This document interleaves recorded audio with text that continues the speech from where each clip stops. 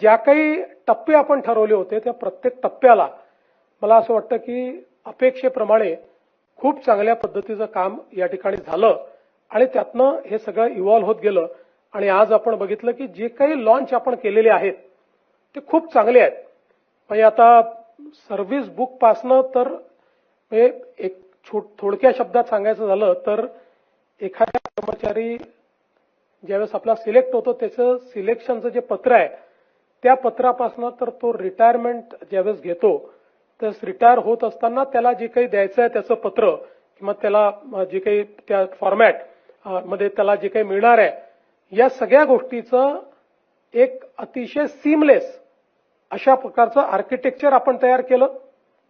आणि त्याच्यामध्ये या सगळ्या गोष्टी वेळेवर होत राहतील असं कनेक्टेड आर्किटेक्चर हे या ठिकाणी तयार झालेलं आहे. त्याचं पत्र ज्यावेळेस आपण इश्यू करू त्या पत्रापासून त्याचा जो जर्नी सुरू होईल त्यांनी घेतलेलं कुठली सुट्टी असेल तर ती रजिस्टर होईल, त्याला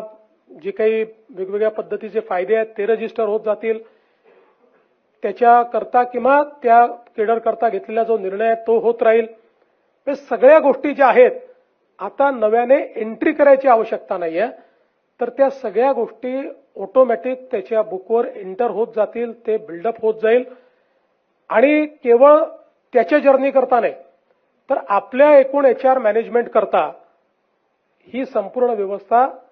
अतिशय चांगल्या प्रकारे डायनामिकली आपल्याला वापरता येईल. त्यातनं जो आपला अधिकारी कर्मचारी आहे त्याच्याकरताही हा एक चांगला एक्सपिरियन्स असेल, त्यालाही आपलं स्वतःचं जीवनाचं प्लॅनिंग करण्याकरता त्यातनं एक चांगल्या पद्धतीचा फायदा मिळेल